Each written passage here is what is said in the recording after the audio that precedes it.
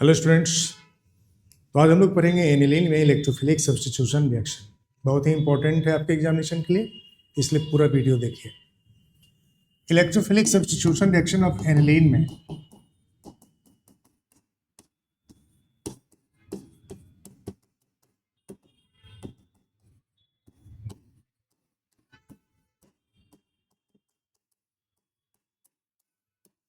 Electrophilic substitution reaction of aniline में हम लोग पढ़ते हैं चार तरह के रिएक्शन। पहला रिएक्शन है ब्रोमिनेशन, दूसरा है सल्फोनेशन, तीसरा है नाइट्रेशन और फोर्थ है फ्रीडल क्राफ्ट रिएक्शन। वैसे फ्रीडल क्राफ्ट रिएक्शन एनिलीन नहीं देते हैं, फ्रीडल क्राफ्ट रिएक्शन में एनिलीन नहीं जाते हैं, बट क्यों नहीं जाते हैं ये हमको पढ़ना है। तो ये चार तरह की रिएक्शंस हमको समझना होगा। फर्स्ट हम लोग इलेक्ट्रोफिलिक सब्स्टिट्यूशन रिएक्शन में देखेंगे ब्रोमिनेशन। जब एनिलीन का ब्रोमीन वाटर से रिएक्शन कराते हैं तो इससे 2,4,6 ट्राइब्रोमो एनिलीन प्रोड्यूस होता है। जो NH2 ग्रुप जुड़ा हुआ वो फर्स्ट कार्बन है, सेकंड कार्बन पर एक ब्रोमीन, फोर्थ कार्बन पर एक ब्रोमीन और सिक्स कार्बन पर एक ब्रोमीन सब्स्टिट्यूट हो जाते हैं। यानी कि फर्स्ट पे NH2 है, सेकंड पर ब्रोमीन, फोर्थ पर एक ब्रोमीन, फिफ्थ पर कुछ नहीं है और सिक्स पर ब्रोमीन। तो ये कंपाउंड हो गया 2,4,6 ट्राइब्रोमो एनिलीन। 2,4,6 ट्राइब्रोमो एनिलीन इससे प्रोड्यूस होगा। जब एनिलीन का ब्रोमीन वाटर से रिएक्शन कराते हैं तो बनता है 2,4,6 ट्राइब्रोमो एनिलीन। क्या कारण है कि तीनों ही पोजीशन पे ब्रोमीन सब्स्टिट्यूट हो जाते हैं। ये तीनों पोजीशन ऑर्थो और पारा पोजीशन, सेकंड कार्बन और सिक्स कार्बन ऑर्थो पोजीशन कहलाता है और फोर्थ कार्बन पारा पोजीशन कहलाता है। व्हाट इज रीजन बिहाइंड कि सारे ऑर्थो पोजीशन और पारा पोजीशन पे ब्रोमीन सब्स्टिट्यूटेड हो गया? रीजन ये है कि NH2 group strongly activating group है और ये स्ट्रोंगली एक्टिवेट कर दिया बेंजीन रिंग को टुवर्ड इलेक्ट्रोफिलिक सब्स्टिट्यूशन रिएक्शन। जब NH2 ग्रुप जुड़े होते हैं बेंजीन रिंग के साथ तो ये प्लस M इफेक्ट प्रोड्यूस करते हैं, यानी कि नाइट्रोजन के लोन पेयर और ये कार्बन चेन कंजुगेटेड है।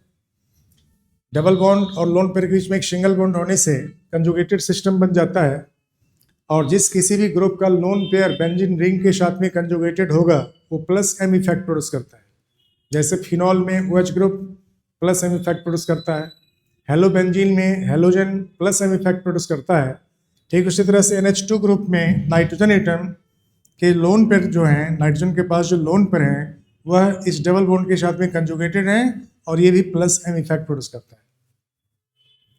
लेकिन हेलोजन को वीकली डीएक्टिवेटिंग ग्रुप कहा जाता है और NH2 ग्रुप को स्ट्रोंगली एक्टिवेटिंग ग्रुप बोलते हैं क्योंकि ये रिएक्टिविटी को बहुत ज़्यादा बढ़ा देता है फॉर इलेक्ट्रोफिलिक सब्स्टिट्यूशन रिएक्शन। इसलिए हम लोग इसको क्या बोलते हैं? स्ट्रोंगली एक्टिवेटिंग ग्रुप बोलते हैं।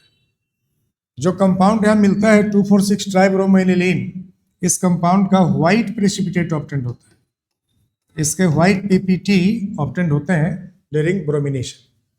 यदि हम सिर्फ पैरा पोजीशन पे ब्रोमीन सब्स्टिट्यूट करना चाहें, ऑर्थो पोजीशन पे ब्रोमीन नहीं चाहिए, सिर्फ पैरा पोजीशन पे ब्रोमीन चाहिए, तो हम लोग इस एनिलीन का फर्स्ट रिएक्शन कराते हैं एसिटिक एनहाइड्राइड से। एसिटिक एनहाइड्राइड से रिएक्शन के द्वारा ये देता है एसीटेनिलाइड। एसीटेनिलाइड का ब्रोमिनेशन कराएंगे तो सिर्फ पैरा पोजीशन पे ही ब्रोमिनेशन हो पाता है, जिसके बाद हम लोग हाइड्रोलाइज करके उसको पैरा ब्रोमो एनिलीन में कन्वर्ट कर देते हैं। तो हम लोग ब्रोमिनेशन एट पैरा पोजीशन के लिए क्या करेंगे? Bromination eight para position only aniline को फर्स्ट ट्रीट करते हैं। Aniline is first converted into acetanilide by treating with acetic anhydride। Acetic anhydride से ट्रीट करके एनिलीन को एसीटेनिलाइट बना देते हैं। एसीटेनिलाइट में जो नाइट्रोजन का लोन पेयर होता है वो कार्बोनिल ग्रुप के साथ कंजुगेटेड हो जाता है। जब ये एसीटेनिलाइट बन जाएगा, इस कंपाउंड को हम लोग एसीटेनिलाइट बोलेंगे। जब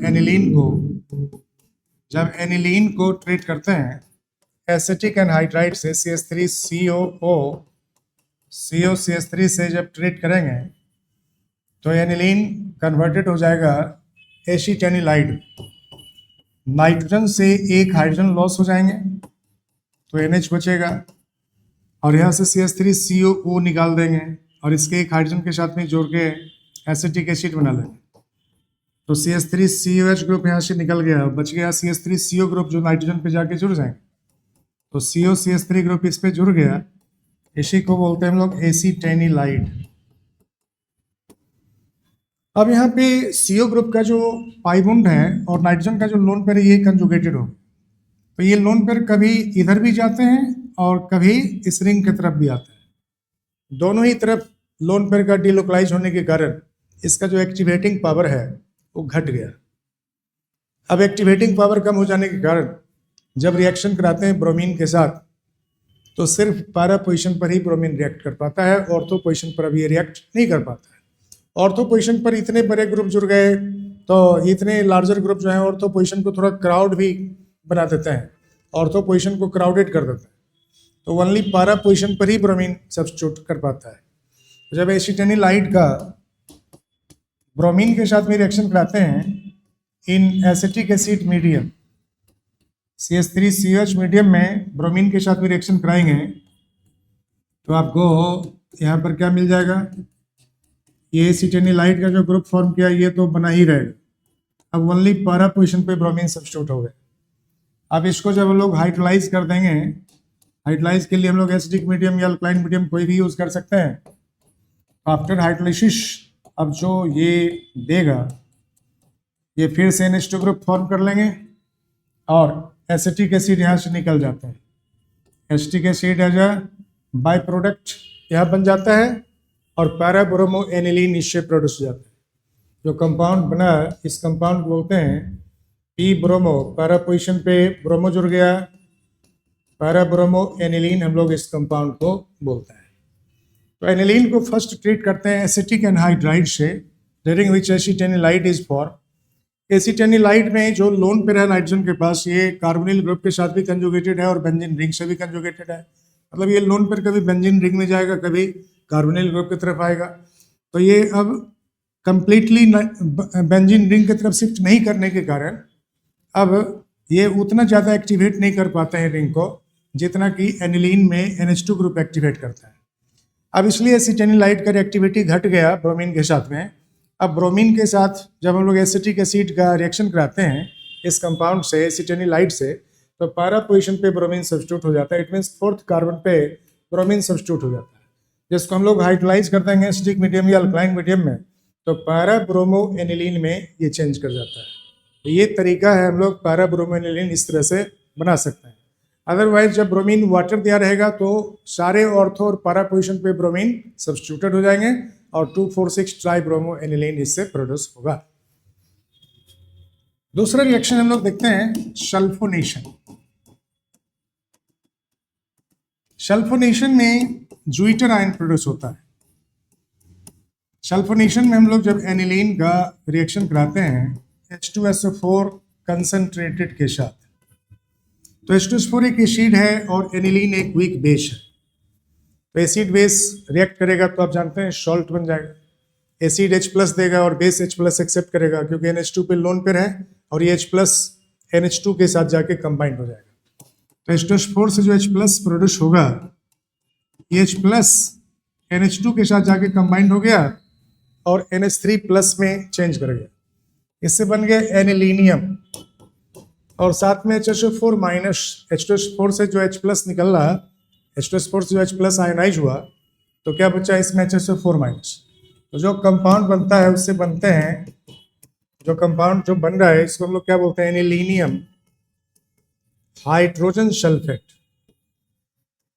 इसे बन गया एनिलीनियम हाइड्रोजन सल्फेट। इस एनिलीनियम हाइड्रोजन सल्फेट को जब हीट करते हैं 455 केल्विन से 475 केल्विन के बीच, तो ये रीअरेंज होता है और रीअरेंज होके कन्वर्ट कर जाता है पारा amino benzene sulphonic acid. Sulphonic acid का ग्रुप क्या होता है? SO3H। ये पारा पोजीशन पर SO3H फॉर्म कर गया, इसको हम लोग क्या बोलते हैं? पारा अमीनो बेंजीन सल्फोनिक एसिड। तो जो कंपाउंड बना यहाँ पारा अमीनो पी मतलब हो गया fourth position, benzene sulphonic acid. पारा अमीनो बेंजीन सल्फोनिक एसिड जो प्रोड्यूस हुआ, ये आपको ज्यूइटर आयन प्रोड्यूस करते हैं, क्योंकि इसमें एसिडिक पार्ट भी है और बेसिक पार्ट भी है। SO3H एसिडिक पार्ट और NH2 बेसिक पार्ट। तो बेसिक पार्ट को प्रोटॉन चाहिए और एसिडिक पार्ट प्रोटॉन डोनर बनेगा, तो ये H+ डोनेट करते हैं और ये H+ एक्सेप्ट कर लेते हैं। तो एक ही स्पेसीज में दोनों पार्ट है, एसिडिक पार्ट भी और बेसिक पार्ट भी है। तो NH2 ग्रुप H+ गेन कर लिया SO3H से, ये अपना H+ इसको दे दिया, NH3+ बन गया और यहाँ पर आपको SO3- में ये चेंज कर दें। तो इस तरह के आयन को हम लोग डाईपोलर आयन बोलते हैं। एक एंड पर पॉजिटिव चार्ज है, दूसरे एंड पर नेगेटिव चार्ज है, इसको डाईपोलर आयन बोलते हैं। और इसी डाईपोलर आयन को हम लोग ज्यूइटर आयन भी कहते हैं। तो एनिलीन का रिएक्शन जब हम लोग कराते हैं H2SO4 कंसंट्रेटेड के साथ, तो प्रोड्यूस होता है पहले तो पारा अमीनो बेंजीन सल्फोनिक एसिड, और पारा अमीनो बेंजीन सल्फोनिक एसिड आपको रीअरेंज होकर, इट मीन्स प्रोटॉन एक्सचेंज करके ये चेंज कर जाते हैं ज्यूइटर आयन में, और ये इक्विलिब्रियम में एग्जिस्ट करते हैं। इक्विलिब्रियम का मतलब हो गया दोनों तरफ ये चलता रहेगा, मतलब ये सब्सटेंस इसमें और ये सब्सटेंस उसमें, ये दोनों एक दूसरे में इंटरचेंज करते रहते हैं और दोनों ही इक्विलिब्रियम मिक्सचर में एग्जिस्ट करते हैं। तो ये रिएक्शन है सल्फोनेशन, जिसमें हमको बेंजीन सल्फोनिक एसिड मिलता है। और बेंजीन सल्फोनिक एसिड जो है ये आपको पारा पोजीशन पर अमीनो ग्रुप भी जुड़ा हुआ है, तो पारा अमीनो बेंजीन सल्फोनिक एसिड इसको हम लोग बोलते हैं, जो ज्यूइटर आयन बनाकर सॉल्यूशन में एग्जिस्ट करता है। तीसरा है नाइट्रेशन। नाइट्रेशन जब कराते हैं तो एनिलीन कुछ डिफरेंट रिएक्शन करता है। आप बाकी सब में देखें, जो पैरा डायरेक्टिंग ग्रुप होते हैं वही ऑर्थो डायरेक्टिंग भी होते हैं, और जो प्लस एम इफेक्ट प्रोड्यूस करता है कोई ग्रुप, वो ऑर्थो पैरा डायरेक्टिंग ग्रुप ही कहलाता है। मेटा पोजीशन पर वो इलेक्ट्रोफाइल को डायरेक्ट नहीं करता है। लेकिन यहाँ पर जो NH2 ग्रुप है, जब इसका रिएक्शन हम लोग कराते हैं HNO3 से, तो इससे सिग्निफिकेंट अमाउंट में मेटा प्रोडक्ट बनता है। यहाँ पर सिग्निफिकेंट अमाउंट में मेटा प्रोडक्ट भी बनते हैं। पारा नाइट्रोएनिलीन, पी नाइट्रोएनिलीन तो बनते ही हैं और बनना ही चाहिए, क्योंकि ऑर्थो पैरा डायरेक्टिंग ग्रुप ये है NH2 ग्रुप। लेकिन इसके साथ साथ सिग्निफिकेंट अमाउंट में मेटा आइसोमर प्रोड्यूस होते हैं, यानी कि जहाँ NH2 ग्रुप जुड़ा हुआ है उसके रिस्पेक्ट में थर्ड कार्बन पर नाइट्रो सब्स्टिट्यूट हो जाते हैं, और ये M नाइट्रोएनिलीन जो प्रोड्यूस हो रहा है, मेटा नाइट्रोएनिलीन, ये सिग्निफिकेंट अमाउंट में प्रोड्यूस होता है। अप्रोक्सीमेट 51% पैरा नाइट्रोएनिलीन बनते हैं और 47% मेटा नाइट्रोएनिलीन बनते हैं, जो इसको, इस रिएक्शन को डिफरेंट बनाता है। क्योंकि बाकी सब में जो ऑर्थो डायरेक्टिंग है वही पैरा डायरेक्टिंग है, या जो पैरा डायरेक्टिंग है वो ऑर्थो डायरेक्टिंग ग्रुप है। लेकिन यहाँ पर NH2 group ortho para directing होने के बावजूद भी मेटा प्रोडक्ट जो इससे बनता है वो सिग्निफिकेंट अमाउंट बनता है। ऑर्थो इसमें निग्लिजिबल बनता है, 2% ही बनता है।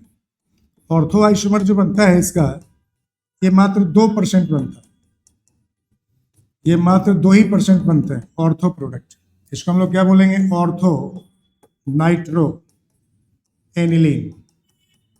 ऑर्थो नाइट्रोएनिलीन मात्र 2% बनते हैं, मतलब निग्लिजिबल अमाउंट में। इसके बदले मीटा आइसोमर बन जाता है। रीजन क्या है? रीजन ये है कि एनिलीन का जब नाइट्रिक एसिड से प्रोटॉन रिलीज होता है तो ये एनिलीनियम प्रोड्यूस कर लेता है, और एनिलीनियम बनने के बाद वो डीएक्टिवेटिंग ग्रुप हो जाता है। NH3+ बनने के बाद NH3+ डीएक्टिवेटिंग ग्रुप है, और ये स्ट्रांगली डीएक्टिवेट कर देता है बेंजीन रिंग को toward electrophilic substitution at ortho position. And so significant amount में मेटा प्रोडक्ट भी मिलते हैं, और ये लगभग 47% होता है। तो आपको याद रखना है क्यों बनता है मीठा, उसका रीजन आप यही बताएंगे कि एनिलीन है और नाइट्रिक एसिड H+ आयन देगा। H+ आयन नाइट्रिक एसिड से आने के बाद अब ये NH3+ में चेंज कर गए और ये भी इक्विलिब्रियम में एग्जिस्ट करते हैं। कुछ आइसोमर इसका एनिलीन के रूप में रहेगा और कुछ एनिलीनियम के रूप में रहेगा। एनिलीनियम का जब नाइट्रेशन होता है तो ये मीटा डायरेक्टिंग बन जाते हैं और इसलिए मीटा पोजीशन पर नाइट्रो सब्स्टिट्यूट होता है। तो ये हो गया आपको नाइट्रेशन। इसके बाद देखेंगे फ्रीडल क्राफ्ट रिएक्शन।